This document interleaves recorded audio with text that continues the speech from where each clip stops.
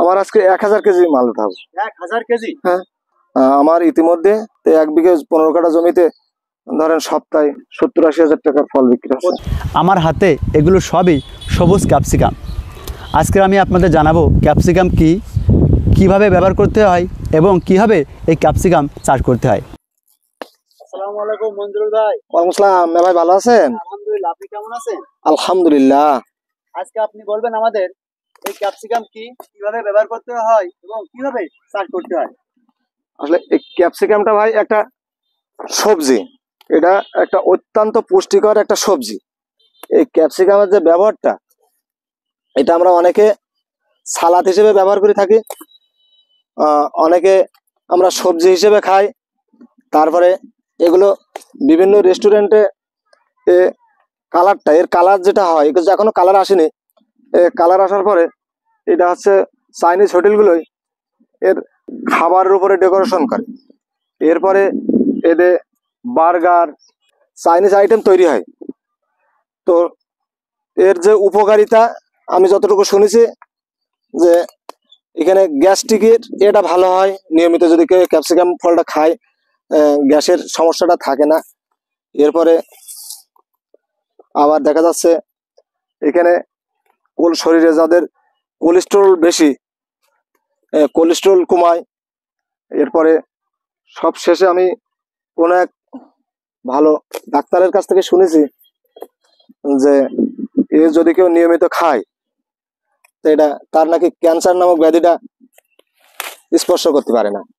আমরা এই ক্যাপসিকাম চাষ কিভাবে করব? আপনি তো দেখছি এখানে মালচিং ভাবে করছেন। হ্যাঁ, আসলে মালচিং এর যে গুরুত্বটা, উন্নত চাষ করতে গেলে আপনার মালচিং এর ব্যবহার নিতেই হবে।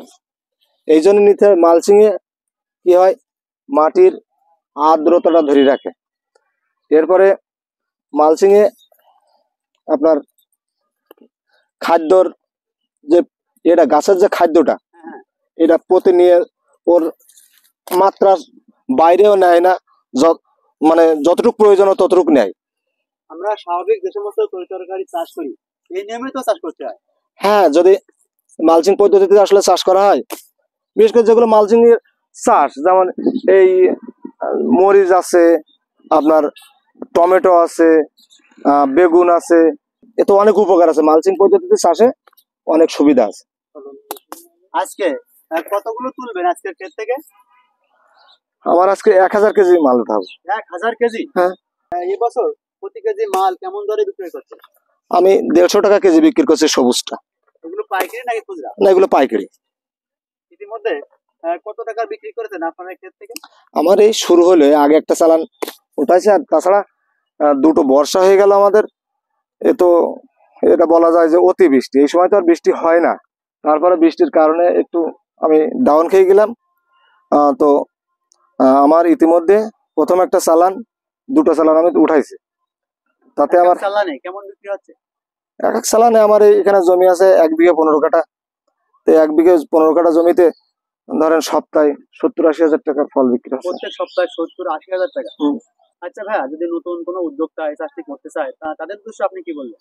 হ্যাঁ, আমি তারা যদি এই চাষটা করতে আসে, তাদের প্রথমত আমি পরামর্শ দেবো ভালো জাতের বীজটা নির্বাচন করা এবং ভালো মাটিতে গতানুগতিক। ভালো জাতটা কিভাবে জানবো? ভালো জাতটা চেনার একটাই উপায় আছে, ভালো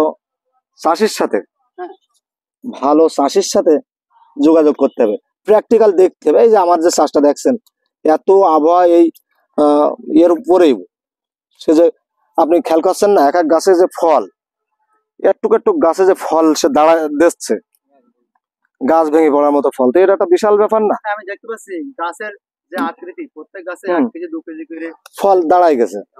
আসলে ধারণ ক্ষমতা আল্লাহ যে এত পরিমাণ তার শক্তি দিয়েছে, এজন্য আল্লাহর কাছে শুকরিয়া আদায় করতে হবে। হ্যাঁ, এগুলো তো অনেকটা যদিও প্রাকৃতিক দান, তারপরেও আমাদের প্রত্যেকটা চাষের ক্ষেত্রে আমি মনে করি আমাদের জাতটা একটা বিষয়। হ্যাঁ, এখানে যেহেতু আমাদের এখন ডিজিটাল দেশ, আমরা আমি ক্যাপসিকামের চাষ করছি 5 বছর। ইতিমধ্যে সাফল্য কেমন হয়েছে? আমি করোনার বছরে একটু ধরা খাইছিলাম, যেহেতু হোটেল রেস্তোরাঁ সব বন্ধ ছিল। আমি করোনার বছরটা একটু ধরা খাইছি, তারপরে থেকে আমার আর আল্লাহর মতো পিছে তাকাতে হয়নি। আমি বেশ টাকায় আমি এ করতে পারছি।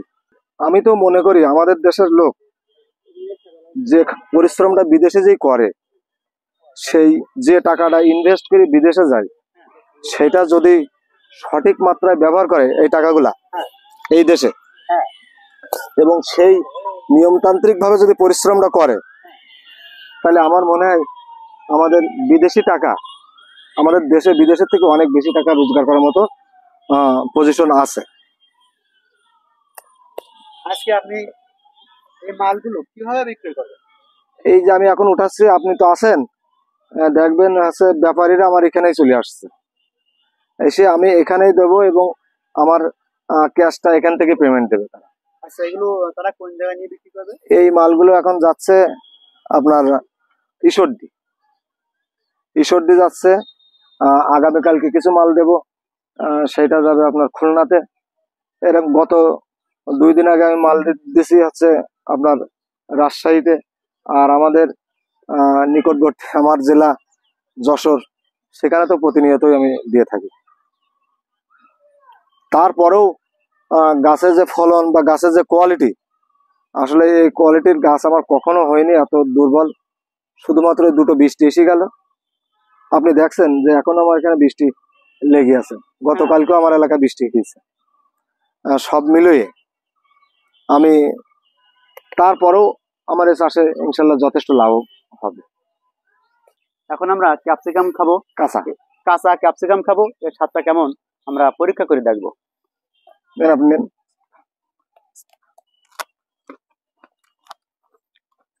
আসলে এই যে গ্রান, আমরা যে মরিচ বা ঝাল চাষ করি, ওদের যে গ্রানটা, সেই গ্রানের মধ্যে সে তেমনই গ্রান লাগছে, তবে খুব সুস্বাদু। হজম শক্তির এটা খুব বেশি। খান। আমি তো মনে করছিলাম এর ভিতরে বড় বড় বিচি আছে, আসলে কিছুই তো নাই।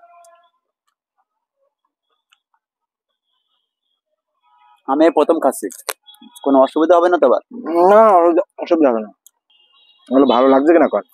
হ্যাঁ, আমার একদম সেম সুসার মতো লাগছে। আমি তো প্রথম মনে করছিলাম সেম আমার জিভেতে ঝাল লাগবে, যে ঝাল হয়। আসলে ক্যাপসিকাম যে এভাবে সুসার মতন খাওয়া যায়, আজকে আমি বুঝতে পারলাম। আসলে আমাদের গ্রামীণ পর্যায়ে প্রত্যন্ত অঞ্চলের লোকজন এই ব্যবহার জানি না। না, তবে এখানে একটা আছে, আমাদের এই আপনাদের মতো ব্যক্তিদের দ্বারা যখন আমাদের চাষিরা বা সাধারণ পর্যায়ের ভক্তরা এর গুণাগত মান সম্পর্কে জানবে, এর পুষ্টিকর, এই যে কত পুষ্টিকর এই সম্পর্কে ধারণা আসবে, তখন যেমন আমাদের শসা, আমাদের দেশে তো শসা হাজার হাজার বিঘে শসা বা ক্ষীরার চাষ হয়, তখন কিন্তু ক্যাপসিকামের চাষটা ওই শসা বা ক্ষীরার মতোই হবে। কারণ আপনারা হয়তো বা দেখেছেন প্রতিদিন কয়েক কোটি টাকার এই ক্যাপসিকাম আমাদের ইন্ডিয়া থেকে আমাদের দেশে ঢোকে। আমাদের দেশে যদি এই চাষটা আরো বাড়ে, এর প্রচার যদি বাড়ে, তাহলে সেই ক্ষেত্রে নতুন নতুন চাষিরা উদ্বুদ্ধ হবে। সেই ক্ষেত্রে আমি মনে করি যে আমাদের ইন্ডিয়ার থেকে যে কোটি কোটি টাকা ইন্ডিয়ায় আমাদের দিয়ে আসা লাগবে না, আমাদের দেশের চাষিরা দেশের টাকা দেশেই থাকবে। তাতে আমরা আমাদের দেশ ভালো এগিয়ে যাবে, আমরা চাষিরা ভালো থাকবো।